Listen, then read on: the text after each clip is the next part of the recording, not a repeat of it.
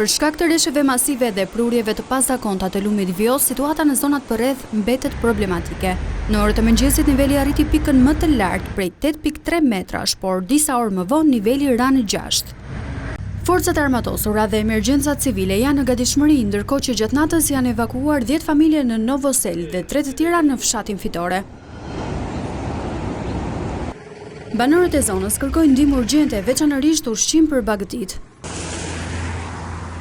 Në Saran, në vendin e quajtur Shkallë Qafbod dhe nga karburanti në qendër të Konispolit, rruga për shkak të inerteve që bien nga mali është e pakalueshme.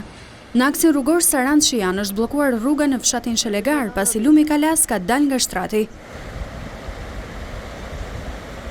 Në fshatin Çuk, argjinatura e lumit Bistric është dëmtuar dhe uji është afruar banesave, madje një mjet zjarfikës është përmbytur totalisht nga uji.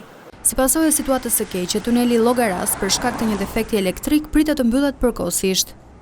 Në qarkun Gjirokastër gjatë natës ka patur rreshe me intensitet të lartë, të cilat kanë sjellë prani të madhe të ujit dhe inerteve në akset Kardhiq-Delvin pranë tunelit të Skërficës, Tepelen Gjirokastër pranë shkallës së Zesi dhe Gjirokastër Kakavi përballë fshatit Bularat, pasi liçeni Virojt ka dalë nga shtrati. Në Elbasan ka patur rënje gurësh dhe inertesh në disa akse rrugore: Elbasan Qafthan, Librasht Prenjas, Gram Shmoglic në zonën e Bratiles dhe aksi Elbasan Peqin në fshatin Paulesh, ku gjatë natës pati edhe një bllokim të pjesëshëm të qarkullimit.